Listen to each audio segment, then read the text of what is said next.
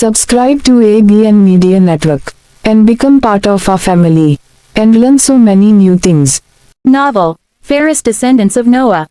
Episode 3, Chapter, The Guide, Writer, Ziad Ashgar-Zaroon. A Tale of the Future.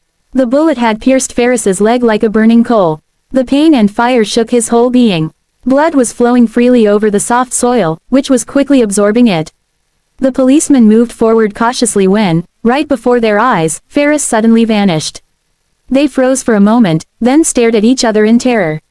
Fear was written clearly across their faces. They were convinced now that this was no man, but some ghost or magical being. Faaris had teleported into a secret underground hall. His breathing was heavy, and the blood kept pouring out, each drop leaving a red trail on the floor. Moments later, Shugdar appeared. Seeing Faaris's condition, he sighed deeply and sat down beside him. "I didn't expect things to get this bad," he said, touching Faaris's leg, which was soaked in blood. Faaris opened his eyes in pain. His lips trembled as he spoke angrily. "You all knew, yet you deliberately sent me into the jaws of death." But the words stuck in his throat, and he suddenly collapsed, unconscious. Shugdar stared at him for a while, then muttered under his breath. "Our leaders have always been wise and powerful. I don't know what Noah saw in him. He's just a helpless and useless man." As he said this, he began cleaning the blood, but his eyes were filled with cold doubt and disdain. Asa had come to Dr. Faaris's hospital with her son Talal for her medical checkup. He was their family doctor, and had once been Faaris's closest friend. After studying her previous reports carefully, he asked in a serious tone. "I've gone through your old reports, and we'll have the new ones soon. Can you tell me how many times you've had your blood replaced so far?" Asa took a deep breath and lowered her gaze. 6 months ago, I got tested. The illness hadn't advanced much then. The doctors said I'd need another test soon, maybe even a blood replacement. But I couldn't go." Dr. Faaris frowned, closed the file, and said sharply, "This is pure negligence. I could understand it if a careless child acted like this, but how can you treat your own life so lightly?" Asa's lips trembled, but she spoke gently. "You're right, but you know how cancer often appears suddenly in its final stage. That didn't happen to me. I only went to donate blood, and during the test, they discovered I had blood cancer, stage 1. I don't think it's too late yet." The doctor, who had been listening quietly, finally said, "What do you think? If Faaris were here, would he have ever let you be this careless?" At that, tears welled in Asa's eyes and she lowered her face. "Maybe my words sound harsh," he continued softly.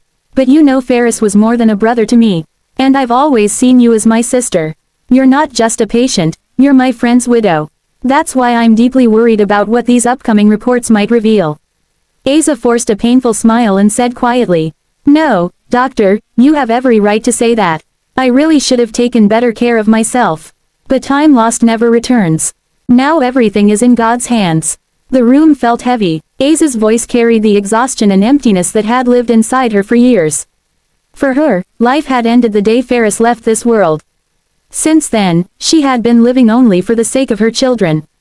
Meanwhile, Drive, Faaris picked up the intercom and said sharply, "Tahir, how much longer for the reports?" A voice replied from the other side. "Sir, the reports are ready. I've sent them to your office, they should arrive any moment." "Good, and make sure Mr. Jamil's report is prepared quickly too." He set the phone down just as there was a knock at the door. "Come in." The lab assistant entered and handed him a file. "Sir, these are the reports Tahir sent." "Thank you," said Dr. Faaris briefly and opened the file right away. For a while, there was silence. Then his voice broke it. It's not extremely critical, but you'll have to come back tomorrow. Your blood needs to be replaced." "Tomorrow." The word rang in Asa's ears like an alarm bell. The papers told one story, but her body told an even harsher truth. Talal stepped forward anxiously. "Dr. Faaris, is it something serious?" The doctor replied calmly but firmly. "Is blood cancer not serious enough? The real question isn't what it is, but how we fight it. I'll arrange for some of the blood by tomorrow. You should try to find a donor with the required group as well." Talal nodded. "All right, I'll try. Anything else we should do?" While writing down a prescription, Drive, Faaris said, "Get these medicines from the store. The instructions are written on the note." Talal took the slip, nodded again, and said, "Thank you, Drive, Faaris. I'll bring Mother tomorrow morning by 10. Dr. Faaris shook hands in farewell and said, "Make sure you don't skip any of the medicines. God willing, I'll see you tomorrow." Asa and Talal left the room quietly. In the hospital corridor, they paused for a moment, then walked slowly toward the parking lot without looking at each other. The air around them felt so heavy that it seemed the universe itself was sharing their grief. When Faaris opened his eyes, a faint light blurred his vision, and he felt a sharp wave of pain rising from his leg. He tried to sit up, but weakness forced him back down. Looking around, he realized he was lying on a simple bed in an underground room. On the opposite bed sat Saifwan, watching him closely. As soon as Faaris regained consciousness, Saifwan stood quickly and rushed to his side, speaking something in his local language. Faaris couldn't understand a word. "Brother, I don't understand what you're saying." Saifwan looked at him in surprise, then glanced around the room. "So, you're Pakistani. I asked who you are, and where exactly I am right now." Groaning in pain, Faaris tried to explain. I'm Faaris. I was getting you out of there. You were injured when I pulled you out of the cave." Saifwan's tone softened. "Leave it. Rest for now. We'll talk later." He placed a hand on Faaris's forehead and immediately felt the heat burning through him. "You've got a high fever. Is there no medical kit around here?" he asked, scanning the room. Faaris, eyes closed, whispered weakly, "Check. Maybe somewhere," then went silent again as the pain overtook him. Saifwan opened the refrigerator and found a small box at the bottom. Inside were different medicines and syringes. He read the labels carefully, picked out a painkiller, and injected it into Faaris's arm. Within minutes, the pain began to ease, and Faaris slowly opened his eyes. Saifwan was sitting on a chair, checking the medicines. When he noticed Faaris smiling faintly, he asked in surprise, "What are you smiling at?" With a weak laugh, Faaris replied, "I went to rescue you from trouble, but ended up becoming trouble for you instead." Gratitude shimmered in his tired eyes as he said it.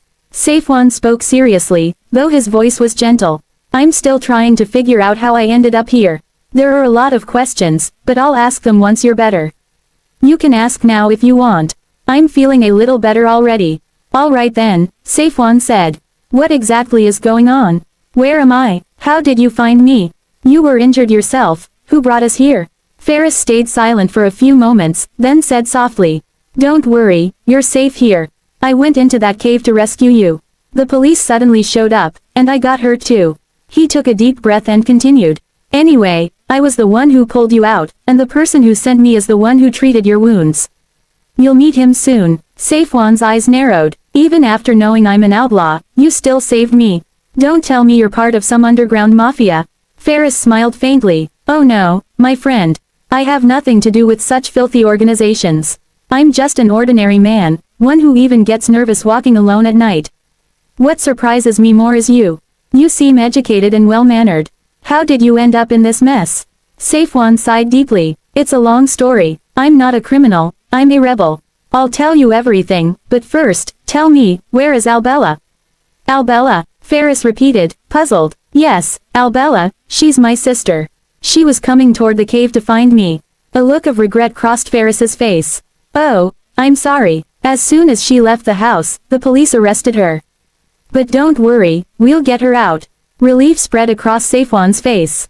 "Well, that's good. At least the police were useful. For something. Oh God, thank you."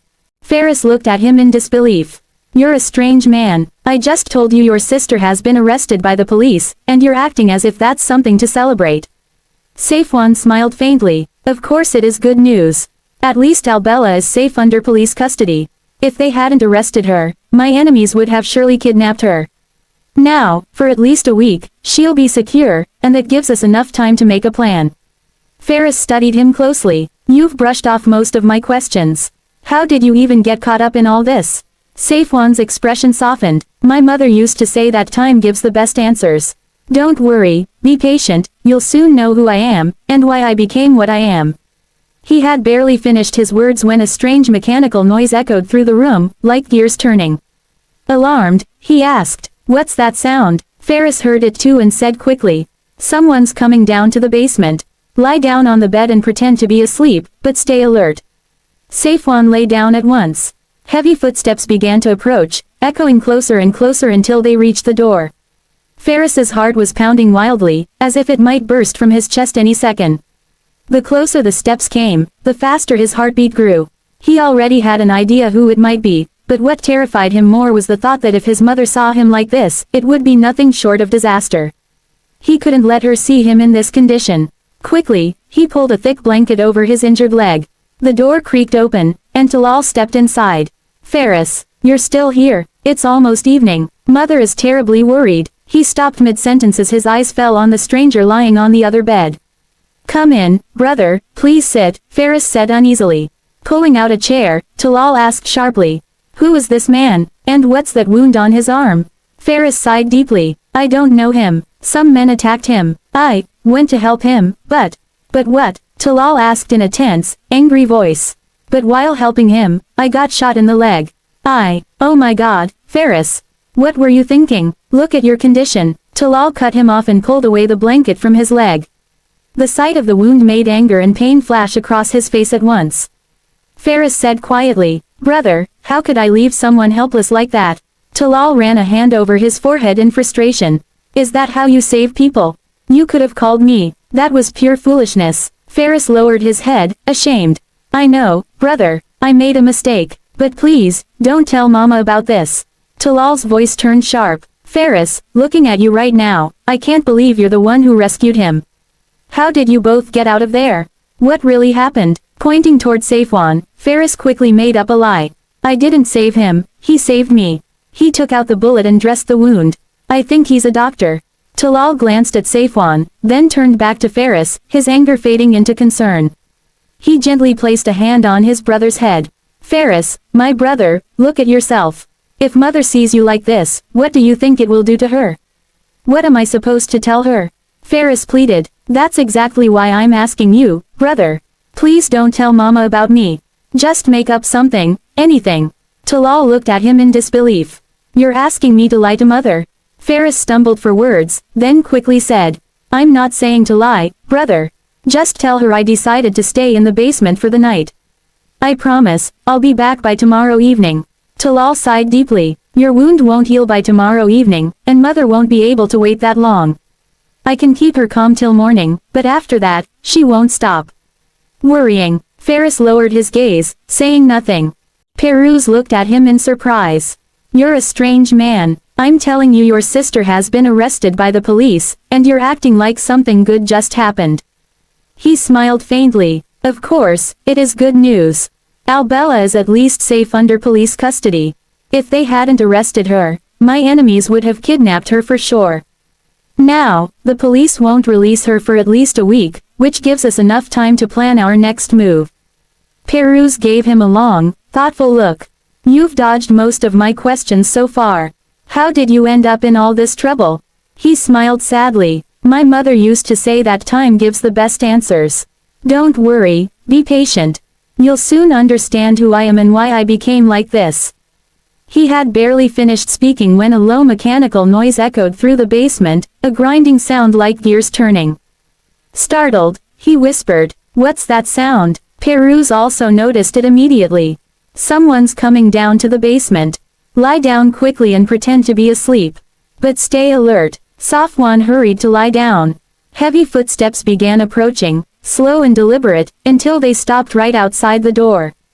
Paris's heart pounded wildly in his chest as if it would burst out any second. With every step closer, his pulse grew faster. He already knew who it might be, but the real fear was what would happen if his mother saw him like this. He couldn't let that happen. Quickly, he pulled a thick blanket over his injured leg. The door creaked open, and Talal walked in.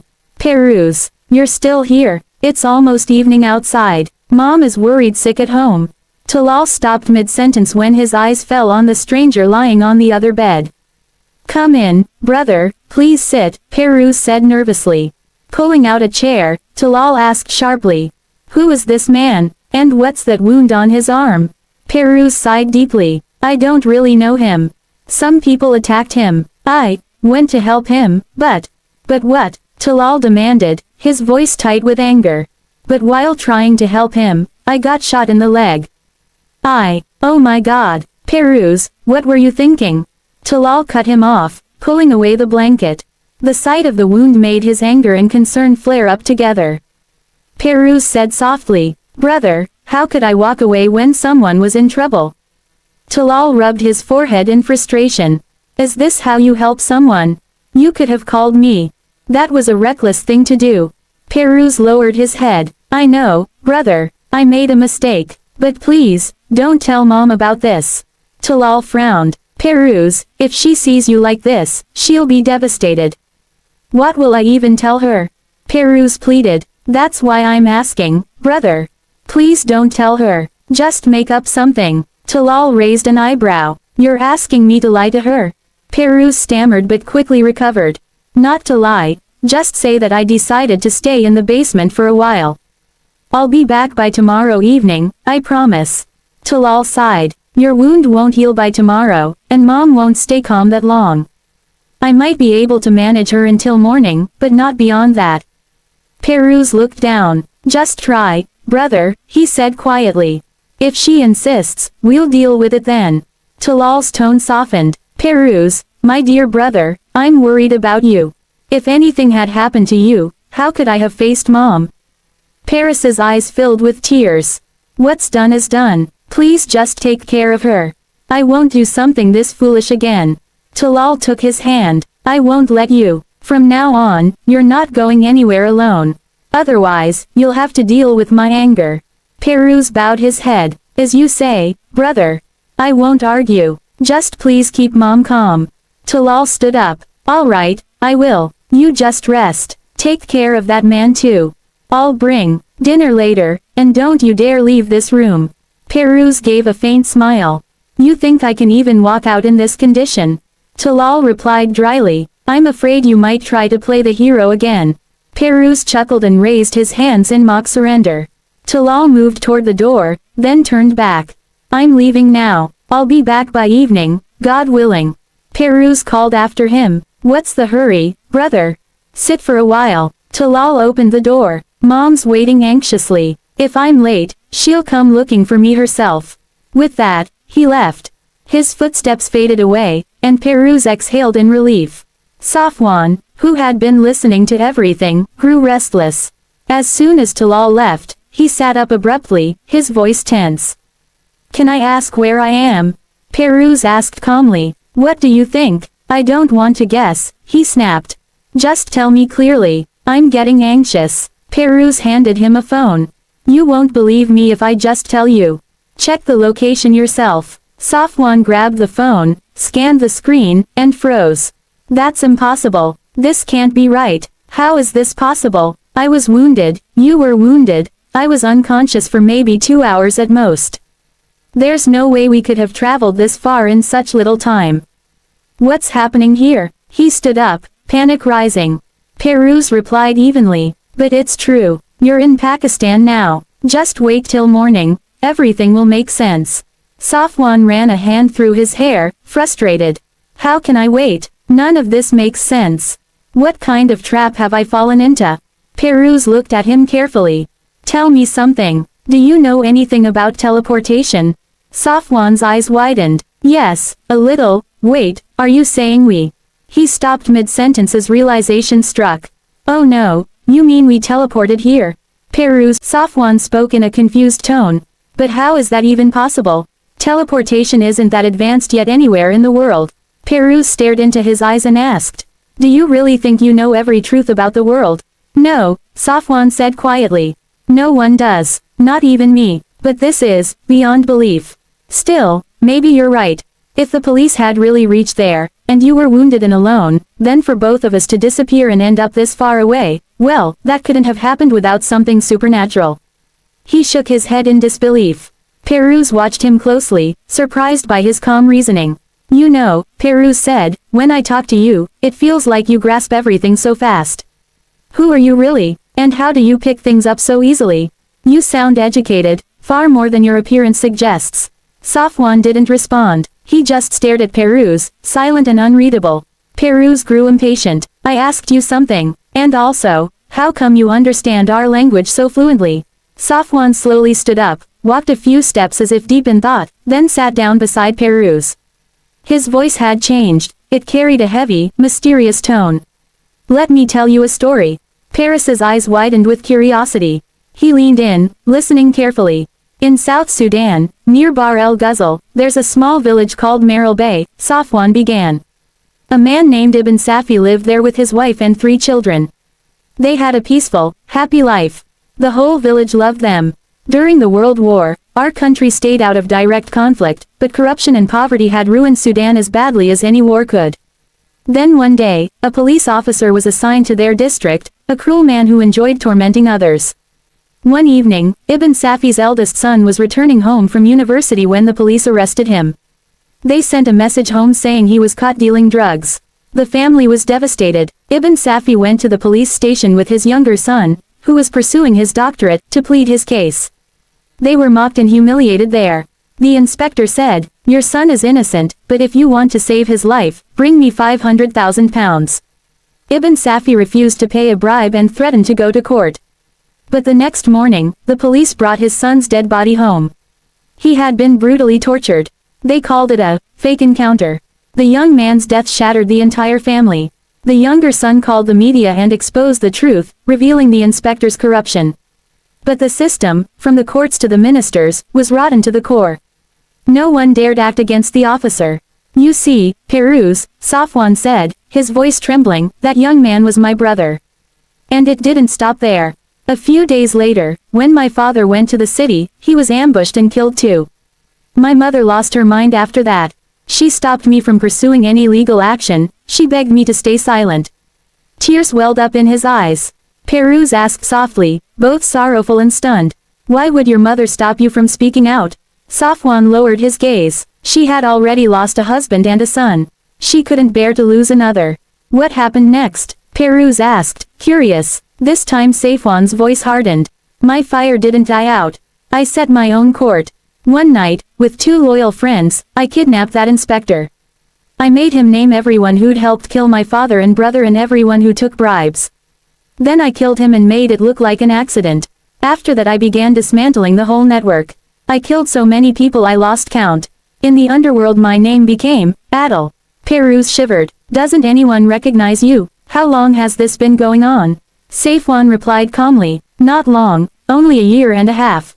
Every day, 3 or 4 people were removed. I didn't do all the operations myself, I planned them. Only 5 police officers were killed directly, the rest were politicians, hitmen, and major mafias. You probably don't follow international news. 6 months ago we finished off a government minister. He had so much black money that even if he'd handed 30,000 to every person in the country, it wouldn't have ended. We burned that money too. Peruz said, astonished and uneasy. You burned that huge sum. What did that achieve? Safwan's eyes flashed. It was money taken from the poor. If it can't reach the poor, it has no right to exist in the hands of traitors. Peruz asked, puzzled, what do you get out of all this?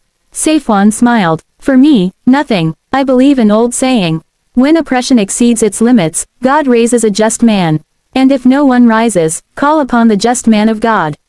My fight isn't for myself, it's for the oppressed. And this fight will continue until my last breath. Peruz frowned with concern. But now you're exposed. If someone close betrays you, everything could collapse. Safwan smiled. Do you know how I built my network? I started with 10 people. I trained them for a month. They went on to build the rest themselves.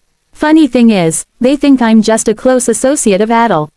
Among them are an opposition leader, a retired soldier and a police officer, an engineer, a doctor, a college principal, a notorious gangster, a big businessman, and 2 student union presidents. In short, half of Sudan is under my influence. The attack was on Safwan, not on Adil. Peruz was stunned. A network that big in so short a time. Incredible. By the way, how many languages do you speak? Safwan chuckled lightly. Fluent in 15, and I can understand over 20 to some degree. Peruz couldn't hide his surprise. Shugdar was right, you really are valuable. I had taken you for a robber, but I'm glad I met you, I was wrong about you. Safwan asked, curious, and who is Shugdar? Peruz sighed, I'll introduce you tomorrow. Right now the pain is coming back, please, give me a painkiller injection. He pointed to his wounded leg with a weak laugh. Safwan answered gently, don't joke. Bear with the pain a little. These injections aren't miracles, some ache always remains. Lie down quietly and try to sleep. His smile held a small comfort and warmth. Peruz smiled faintly and said, ah. Even if I were born 10 times over, I couldn't become like Saifwan. He smiled again, closed his eyes, and lay back. Questions ran through his mind. How had Saifwan built such a network so quickly? What bonds, what plans, what desires drove him to such great deeds? I will not let the goals I set out within this world go to waste. I will take them as far as I can, and then I'll pass this mission on to my sons. They will carry it forward. The path I've already crossed, my children won't have to cross again. This is how we pass our dreams and goals from one generation to the next, and they continue to move forward with them. No matter how long the road may be, if the dream is true, the destination always exists ahead. Some people don't dream big simply because they wonder, how will we ever achieve this? But not every dream has to come true in our own lifetime. Just plant the seed. Even if the tree bears fruit after 7 generations, it surely will. You just need to leave the instruction for your children to water it. I was born in a small village toward the end of the 20th century. Since childhood, I was always lost in thought. Sometimes I would drift so deep into my own thoughts that I'd forget everything around me. That's why people called me, the quiet boy. My childhood was bitter and full of hardship. When I looked at my home, my surroundings, and the society around me, a strange uneasiness would take over. Gradually, confusion grew inside me, and such deep restlessness developed that I withdrew from everyone and got used to being alone. Strangely, I was only 10 or 11 years old at that time. Whenever my father saw me lost in thoughts, he would say, "Son, if you can focus all these thoughts on a single point, that point can become a mountain." At the time, I didn't really understand what he meant. Back then, my thoughts were scattered and directionless. Then one day my father said, "My son, I don't know what you keep thinking about all the time, but if these thoughts that keep you restless are left unbridled, they might drag you down paths that could destroy you, or others." That day, I asked him in a trembling voice, "Then what should I do, Father? I forget where I am, what I'm doing, or where I'm going. I don't know what happens to me, I lose track of myself." My father looked at me with concern, then said with affection, "My son, I don't know what to do for you, but try to spend more time reading good books. Books increase your knowledge. You won't stop thinking, but knowledge will guide your thoughts toward a better path." Those words from my father marked the beginning of a revolution in my life. After that, I lost myself in books. Reading became my entire world.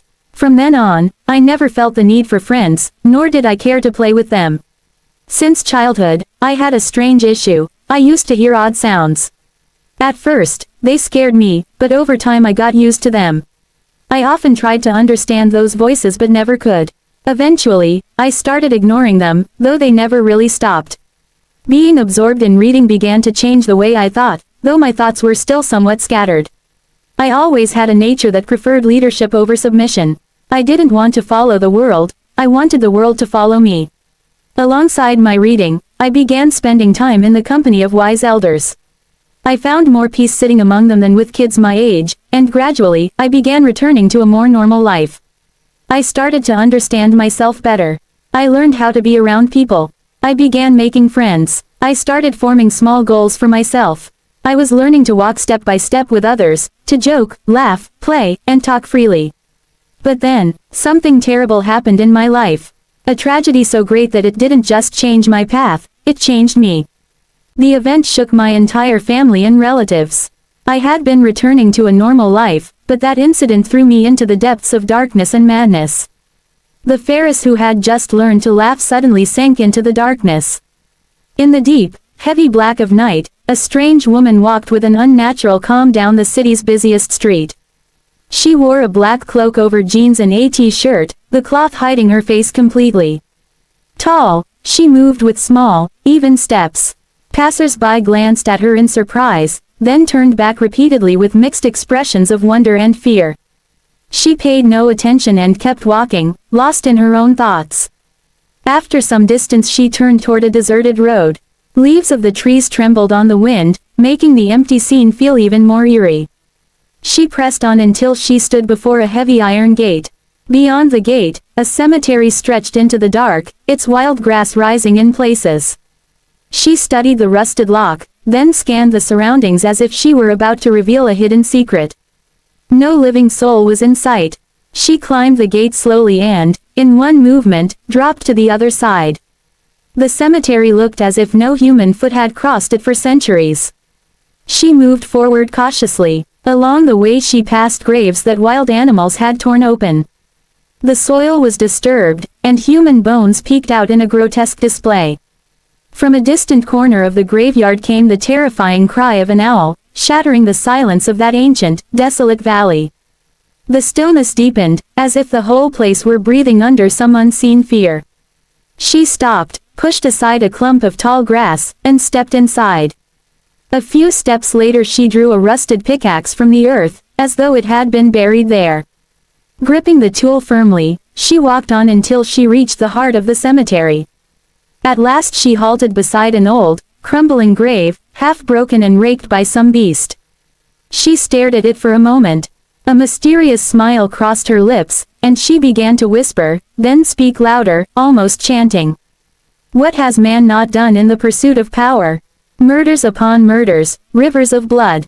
Operations in the dead of night, stealthy strikes. Weapons made that turned the earth into hell. Mixing the forbidden and the lawful, doing everything. Is there anything man has not done? But, to this day no one has become as powerful as I will become. Who can stop me from gaining this power?